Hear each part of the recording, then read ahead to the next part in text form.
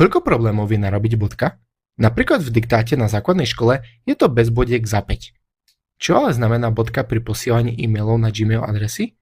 Tu sa naopak bodky odpúšťajú. Ak pošlete e-mail na adresu napríklad jankohraško@gmail.com a omylom tam vložíte bodku, e-mail mu napriek chybe príde.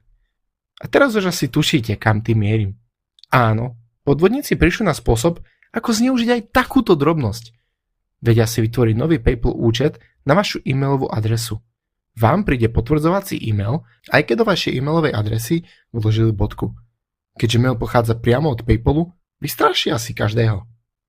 Potom podvodníci pošlú falošný e-mail o obnovení hesla.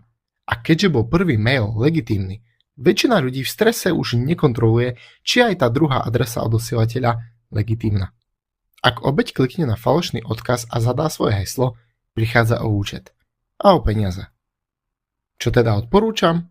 Skontrolujte si, na akú e-mailovú adresu bol mail poslaný. Ak je to vaša adresa, ale obsahuje bodku, spozornite. Zároveň, ak je to možné, neklikajte na odkazy o cudzom prihlásení priamo z e-mailu.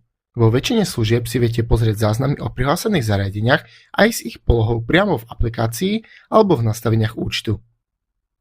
O tejto taktike som sa dozvedel vďaka profilu OHackNow. Ďakujem.